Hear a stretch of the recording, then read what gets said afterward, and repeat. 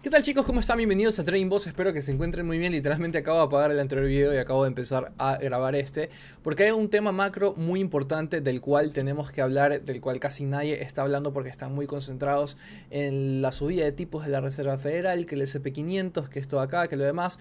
Pero es porque esa gente lo único que hace por lo general es repetir lo que ve de otros canales y están como loritos, loritos, loritos, haciéndole creer a todo el mundo que lo que ellos dicen es verdad. Y si bien a veces no se equivocan, pues el mercado suele reaccionarles en contra porque es algo que todo el mundo por lo general sabe.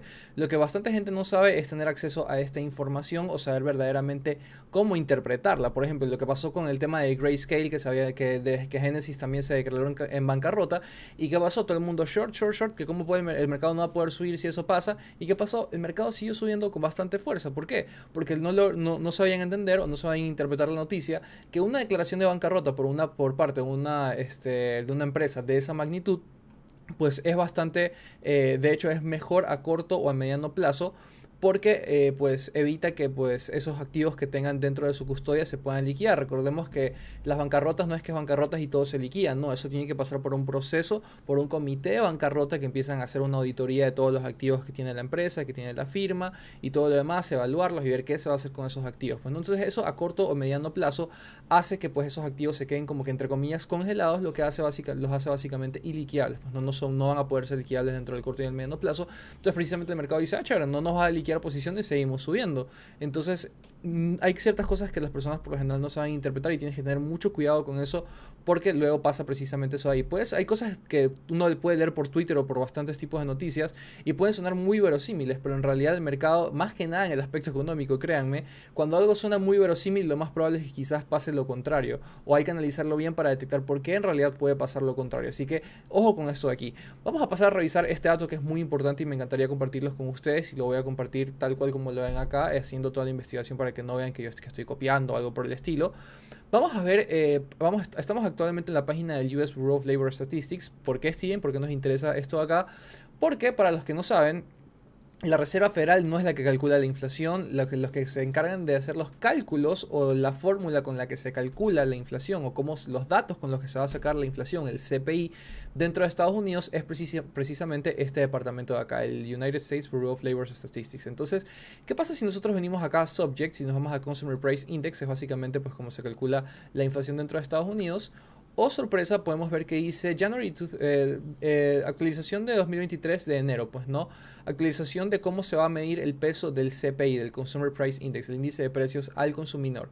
Empezando con la data de enero del 2023, el Bureau of Labor Statistics planea actualizar el peso anual para el índice del precio del consumidor basado en un año simple de data. ¿Eso qué significa? Si nosotros podemos revisar acá, dice utilizando data de los consumidores del 2021. Si ustedes revisan la inflación del 2021, ponen USA Inflation 2021, vamos a poder sacar las gráficas. Saquemos la gráfica de Y-Charts, que pues nos interesa ver la gráfica para poder verla de manera más rápida. Pero ustedes pueden revisar la que sea, obviamente los datos son los mismos para todo el mundo. Y podemos revisar que si revisamos, vamos a revisar los últimos 3 años, ahí estamos. Vemos que en este punto empieza enero del 2021. ¿Qué pasa durante todo el 2021? Miren cómo la inflación dentro de Estados Unidos en enero del 2021 empieza en 1.36 y cierra básicamente en diciembre del 2021 en 7.04%, uno de los incrementos más agresivos en las últimas 4 décadas dentro de Estados Unidos. Pero entonces, ¿por qué a la Reserva Federal, perdón, a la Reserva Federal, disculpen, al Bureau of Labor Statistics, a Estados Unidos en general, le conviene utilizar ese año si es un año con datos muy altos? Vamos a hacer esta comprensión. Recordemos que si nosotros comparamos esto de acá, por ejemplo, si nosotros comparamos este crecimiento con este crecimiento, pues es un crecimiento quizás parecido o casi relativo. Pero si nosotros comparamos, decimos, uy, mira, el 2021 la inflación creció así, creció súper rápido, empezó en el 1% y terminó casi en el 7%. Y si nosotros comparamos eso con el 2023, que por ejemplo en enero puede empezar como estamos ahorita, que estamos creo que por el 6 punto algo, 6.x le voy a poner, y digamos que pues va subiendo de manera paulatina o algo y va incrementando de manera menor, uno dice, wow, sacando los datos, pues no comparando, es obvio que si comparas con uno de los años en el que la inflación subió mucho, mucho, mucho, pues si lo comparas con un año en el que la inflación ya, pues tienes una inflación fuerte, pero tampoco tan fuerte como en ese año, obviamente que los datos te van a salir bastante, bastante positivos. ¿Eso qué quiere decir? Que lo más probable es que utilizando esta nueva actualización, este nuevo cálculo en la métrica de la inflación, lo más probable es que en los siguientes meses empecemos a ver una reducción drástica dentro de los porcentajes de inflación o de los reportes de inflación dentro de Estados Unidos. Yo creo que por el mes de marzo, que es cuando se empieza a explotar esto de acá, como podemos ver, aquí está 1.36, estamos aquí en febrero 1.68, en marzo es que saltó de 1.68 a 2.62, pues casi un 1%. Entonces, a partir de marzo, cuando se empiezan a comparar los niveles, que es cuando más agresivo se empieza a subir, es cuando más vamos a empezar que la inflación empieza a bajar en los reportes prácticamente, pues no, porque sabemos que en realidad simplemente es como que un truco de cálculo. Ahora, ¿por qué le interesa, por qué hicieron esto? ¿Por qué le interesa a Estados Unidos? ¿Y por qué nos interesa a nosotros que esto de acá pase? Porque recordemos que la Reserva Federal está planteadísimo en su lucha contra la inflación hasta dejarla en el 2%.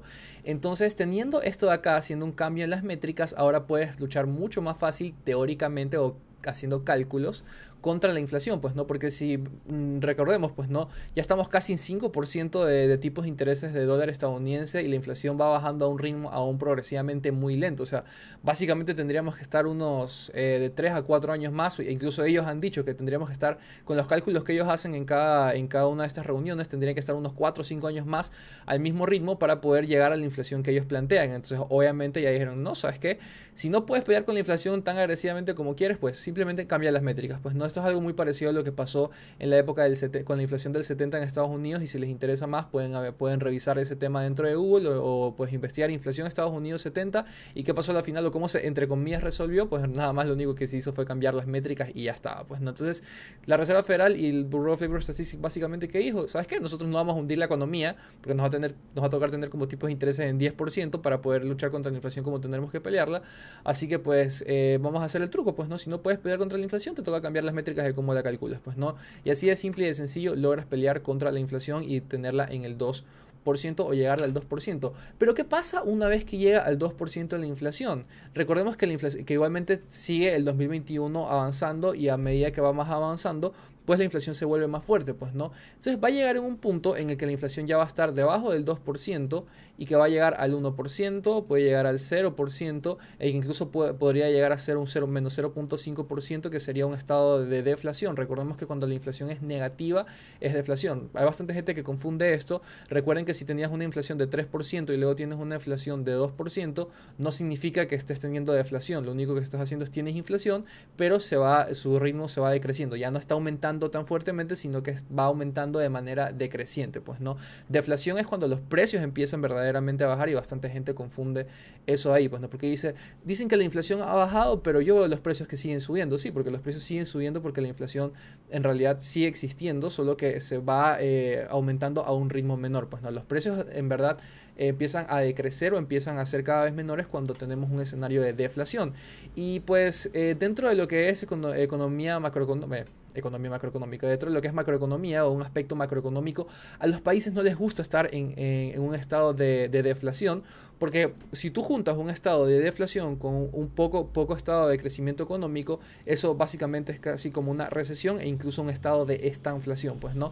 Entonces ellos dicen, no, sabes que nosotros, obviamente a Estados Unidos, uno de los principales inversores del mundo y todo lo demás, no le interesa tener deflación, pues no. Entonces va a decir, sabes qué, es hora de prender la maquinita, y ahí es cuando vamos a poder empezar a ver que pues lo más probable es que para ese punto ya hayan empezado a bajar los tipos de intereses del dólar estadounidense y los empiecen a bajar de manera más agresiva hasta llevarlos a cerca de un porcentaje del 0%, del 1%, para tener dinero barato en el mercado una vez más y pues poder empezar a subir de nuevo esa inflación para estimular la economía, pues no.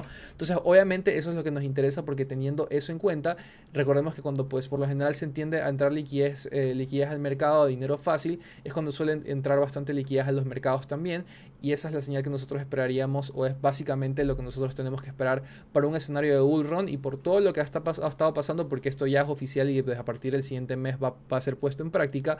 Todo macroeconómicamente se está seteando para que el 2024 sea un año de bastante bull run. Tenemos el halving de Bitcoin, tenemos ahora el tema de que lo más probable es que para el 2024 ya tengamos tipos de intereses cerca del 0%, o por lo menos que ya empiecen a reducirse, y eso es lo que básicamente tenemos que esperar, pues no. Ahora recuerden que lo que yo les estoy diciendo es información macro, chicos y chicas. No significa que acá mañana ya empiece un bull run o les estoy diciendo que ya va a empezar el bull run. No, en lo absoluto.